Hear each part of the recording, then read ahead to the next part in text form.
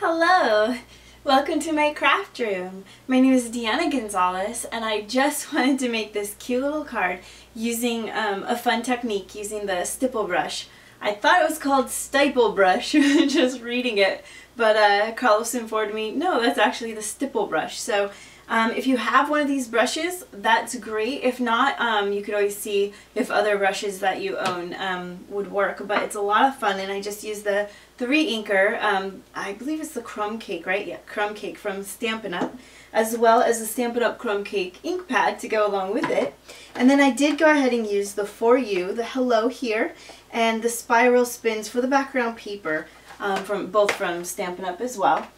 And this is the card that I made, and I thought it was so much fun. As you can see, this is the stipple brush technique here, and it just comes out really well. I did go ahead and use the Stampin' Up dot embossing folder just to give it an extra pop, and then just sanded that down a bit. And I thought that this looked really cute, and used the stipple brush again just on the inside, giving it just a lot of character and a whole lot of fun. So I hope you like this idea. And also, I went ahead and just used a simple 2 by 1 3/8 oval punch that Stampin' Up has, and then just took a hole puncher and made my own little tag here so it could just be a cute little hello. So I thought this was really fun, and I thought it was time that we should just kind of play around a little bit with those things. So I'm just going to get the tag ready so that we can do the stipple brush on everything all at the same time. So just go ahead here and use my crumb cake on the crumb cake paper. And I think that's really cute. Just a lot of fun. Just that pool party and the crumb cake combination just is so pretty, I think. I really like that combo. So what I am going to do here real quick is just get this little tag made by putting my punch in and just kind of lining it up. And this is great. You can make your own tag out of a lot of different sentiments that you have. If you have an oval punch or something similar, you just go ahead and use that, and that can be great. We're just going to go and hole punch, kind of look in here and see about where it should be.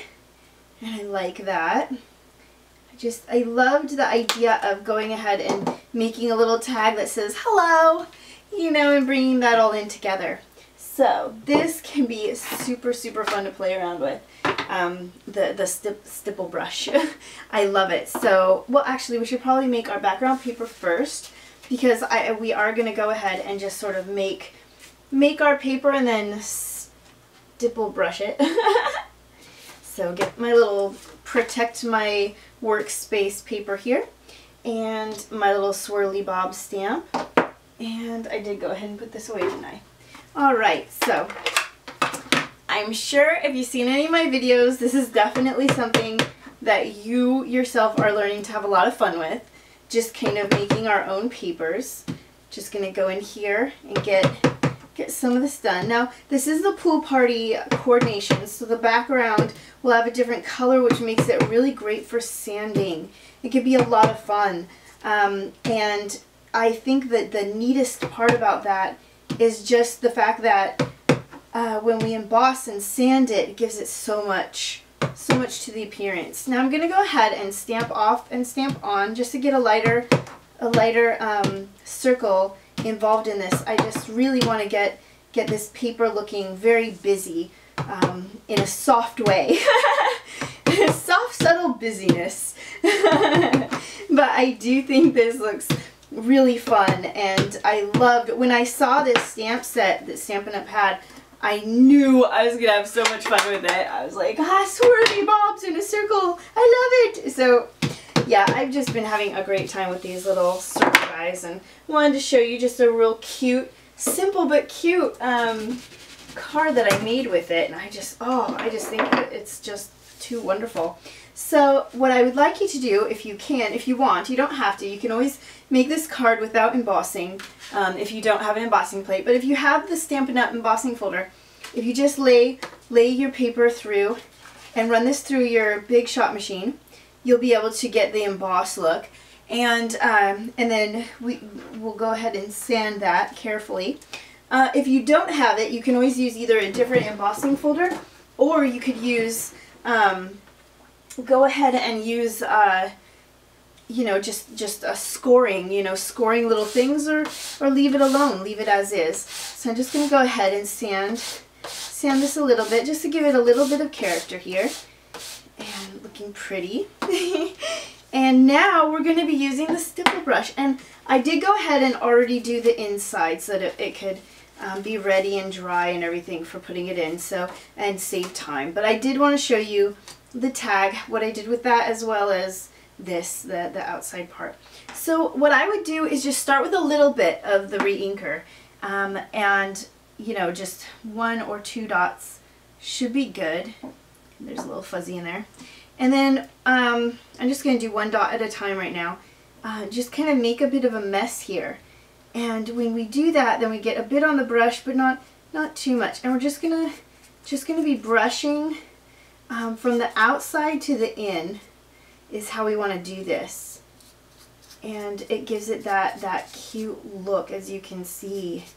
It's just really fun. I think I might need a little more of the re-inker. Last time I did, I think 2 or 3, and I just had so much left to clean. So I thought maybe I'd do less, but we'll go ahead and get another drop in there. Oh, I guess 2.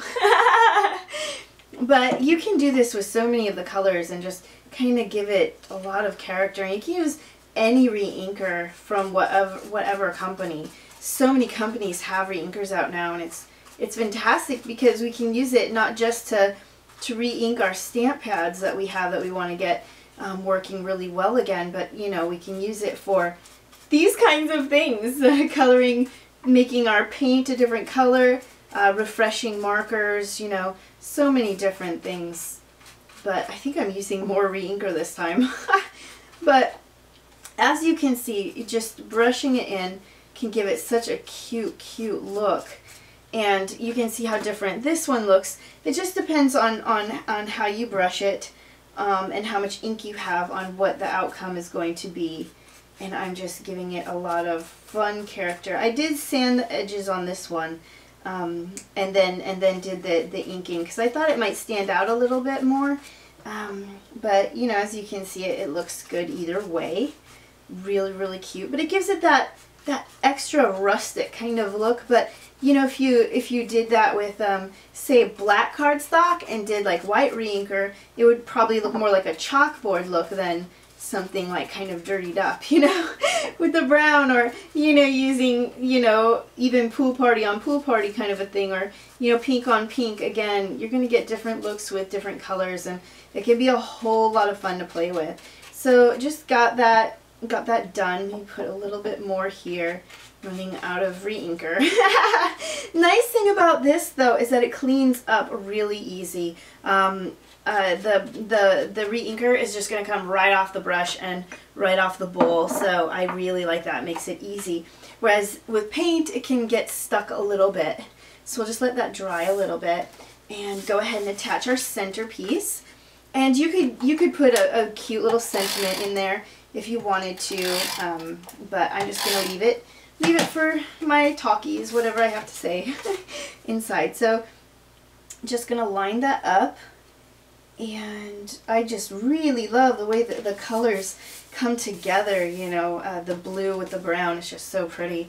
And I had a lot of fun with that. So what I'm going to do here is just get a little bit, just get this part finished.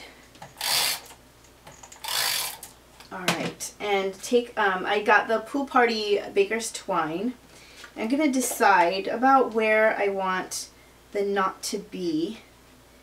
So I'm going to guess that this might be, how did I do it here? Let's get it around the same area. That looks nice. And we can just take it, and because we have some stickies on, it'll just kind of stay put. And we'll just string the hello, go down and then up. And we can always puff the hello up if we want with puffy tape to make it really stand up high if we wanted to. So, whoops. And so we'll do this and go through again and just go, kind of go down Make sure my twisties is twisting. Sometimes I find it unraveling a little too soon, which the unraveling is going to be fantastic when decorating the knot at the end instead of doing a bow, which you could of course do a bow. I just had a lot of fun just kind of making a cute little knot. So we're just going to come in here, go up, and then I can pull this all much tighter once I get it through the hole, and you know, kind of make my little make my nice little knot here. Come on, let's be pals. All right, so we're just going to come in here and get this wherever I want it to be. I think that's cute right here.